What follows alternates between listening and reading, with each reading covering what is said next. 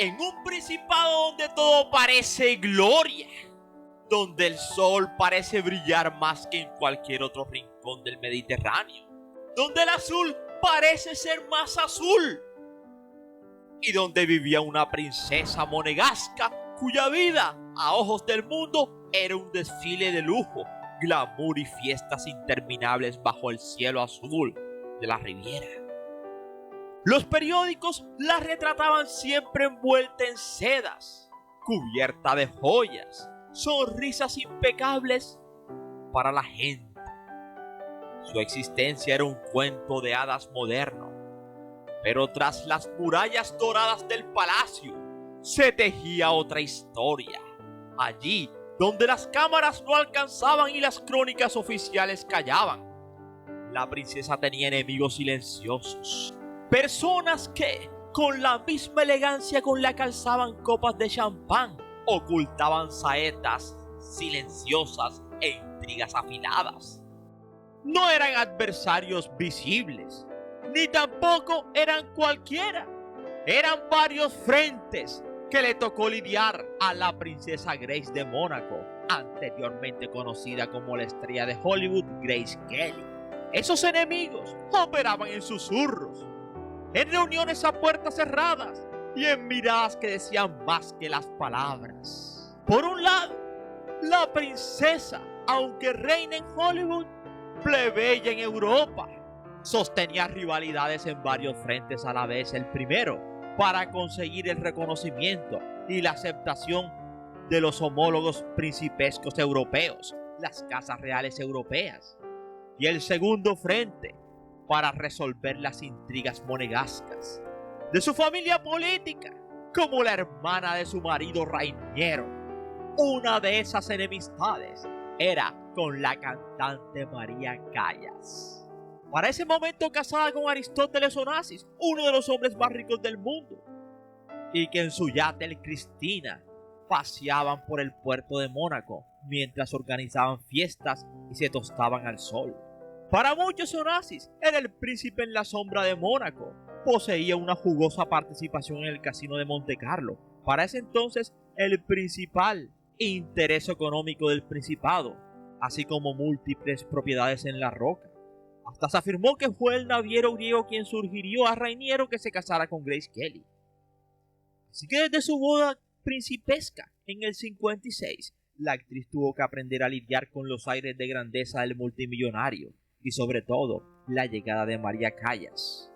Y es que aquel enfrentamiento empezó cuando Grace no invitó a María Callas al baile de la Rosa Monegasca, la fiesta más glamurosa del Principado. Y ese feo, una revista lo bautizó como la Pequeña Guerra, y sí que fue una batalla. Para añadir una guinda al pastel, a pesar de comportarse de forma tan desacertada a ojos de la princesa, María Callas le abrían las puertas en otros lugares y a Grace se las cerraban. Especialmente me refiero al famoso rechazo a Grace en el espectacular Balo dei Re, celebrado en el Palazzo Serra di Cassano napolitano, organizado con la excusa de la celebración de los Juegos Olímpicos.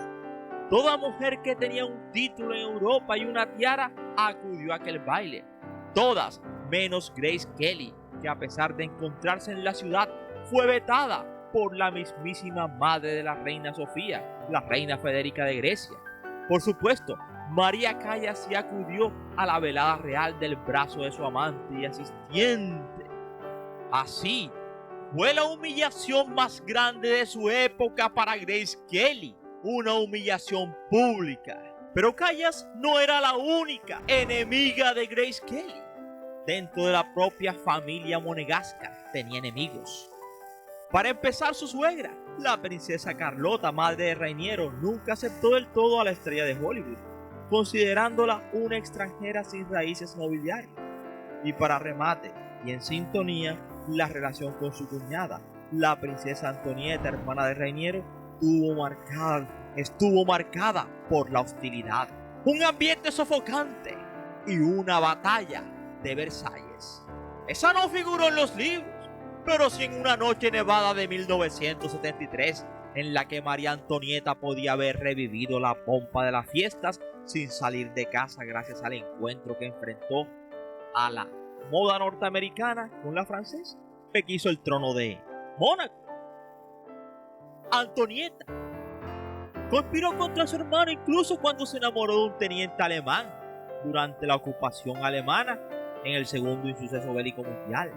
Y cuando a los 26 años Grace Kelly pagaba $2 millones en dote y se sometía a unas pruebas de fertilidad para poder casarse con Rainiero, inocentemente pensó que ya había pasado lo más difícil, pero se equivocaba.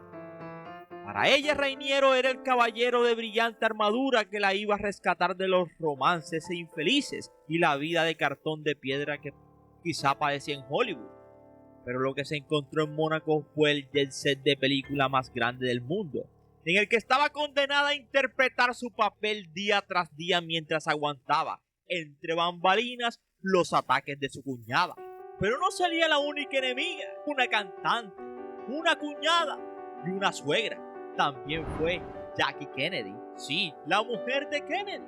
La presunta enemistad de Grace Kelly y Jackie Kennedy habría surgido porque el día en que feneció John Kennedy en 1963, los reales de Mónaco no cancelaron la cita que tenían. Una fiesta para mostrar respeto ante aquella devastadora noticia.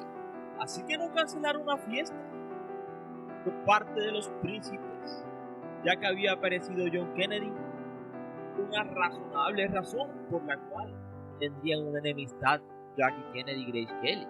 Ahora, cuando perecía el 14 de septiembre de 1982, un día después de que su coche se precipitara por un paso de una montaña, la repentina pérdida de la querida princesa dejó un mundo no solo desconsolado, sino también con la necesidad de encontrar respuestas a diversas preguntas inquietantes, teniendo en cuenta el largo historial de enemistades que tenía Grace. ¿Hubo algún complot? Porque una mujer tan rica y glamurosa y con tanto dinero manejaba y no un chofer. ¿Qué pasó aquel 14 de septiembre del 82? ¿Hubieron manos oscuras? ¿O simplemente una triste jugada del destino? Sí, que si quieres saber un poco más, te invito a que te sientes, a que te relajes y que disfrutes del siguiente video. Somos 007 Ernie Videos, tu mejor opción, y gracias por preferirnos. Y recuerda que cada día somos más y que tú eres nuestra estrella. Mis estrellas, esas que tanto quiero, sueño y sé que ellas me quieren a mí. Mis estrellas.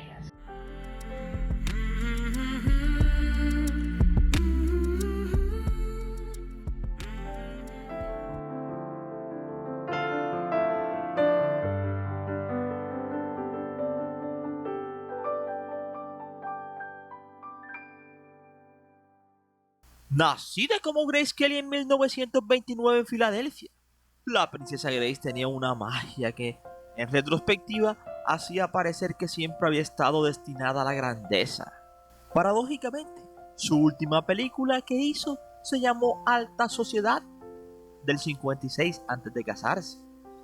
Y de nuevo, paradójicamente, interpretó a una socialité, una glamurosa y ricachona consentida, que debe elegir entre las insinuaciones románticas de un ex marido y la de su nuevo prometido, que se pelea el amor con un reportero, que al final se queda con Dexter Hardy, interpretado por Bing Crosby. Su ex marido, qué ironía, porque para ese momento estaba de novia con el diseñador de modas Oleg Cassini, y abandonó a Oleg y abandonó Hollywood para casarse con el príncipe Rainiero III de Mónaco, con quien tendría 3 hijos. Uno de ellos la princesa Estefanía, que estaba con ella en ese fatídico día en que su auto se salió de control en la traicionera autopista D37 en Mónaco, cayendo 36 metros por la ladera de la montaña. ¿Quién conducía realmente el coche? Lo que sabemos con certeza es que el accidente ocurrió mientras la princesa Grace y la princesa Estefanía regresaban de su casa de vacaciones en Rock Agel, en un Rover P6 3500. No está del todo claro quién iba al volante, Un rumor sugiere que Estefanía, y no Grace, era la conductora, lo cual habría sido problema porque Estefanía no tenía carnet de conducir. Un testigo afirmó haberla visto conduciendo. Además, sacaron a Estefanía del coche, pero Estefanía siempre ha negado haber conducido.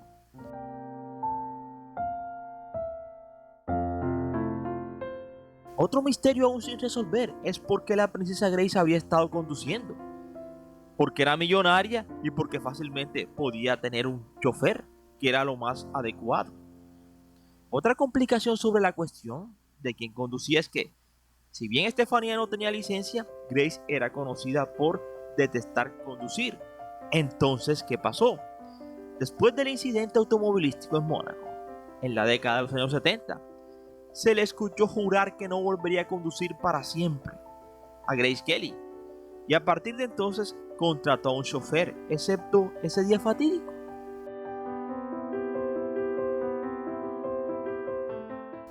Según un extracto del libro Rainiero y Grace, publicado por la Tribuna de Chicago, el asiento trasero del rover estaba cubierto de vestidos y cajas de sombreros, sin dejar espacio para Grace, su hija y un chofer. El chofer incluso se ofreció a hacer un segundo viaje por la ropa. Así que, ¿por qué Grace insistió en que conduciría de todos modos? Especialmente dado que el camino de regreso desde Rock Angel era un descenso de montaña notoriamente traicionero.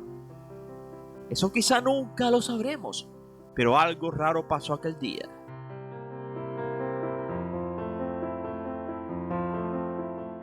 ¿Pudieron haber fallado los frenos? Un testigo afirmó haber visto el coche desviándose erráticamente y descendiendo la montaña a una velocidad alarmante. Al no haber marcado de derrape, se especuló que los frenos del coche habían fallado. Estefanía le contó más tarde a su hermana Carolina que mientras el coche se desviaba sin control, Grace gritaba: ¡Los frenos no funcionan! ¡Los frenos no funcionan! No podía parar. Pero British Leyland, fabricante del rover P6 3500, declaró oficialmente que este coche en particular estaba equipado con un sistema de frenos doble, que es literalmente a prueba de fallas. Entonces, si los frenos no fallaron, porque el coche aceleraba cuesta abajo. Así que una de las teorías sugiere que la princesa Grace pudo haber confundido el pedal del freno con el pedal del acelerador. Si los frenos no fallaron, pero el coche aceleraba, es posible que quien lo conducía confundiera el pedal de frenos. De hecho, la princesa Estefanía hizo esta misma pregunta, pero quizá nunca sepamos la verdad.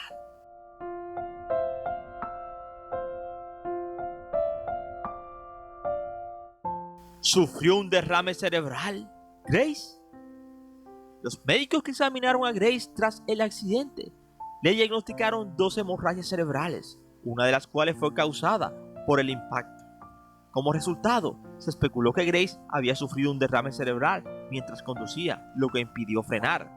De hecho, esta es la explicación más aceptada, y Estefanía recordaba que su madre se había quejado de un fuerte dolor de cabeza ese día. Pero si Grace hubiera sufrido un derrame cerebral, ¿cómo habría podido gritar de pánico como recordaba Estefanía, que gritaba que los frenos no paraban?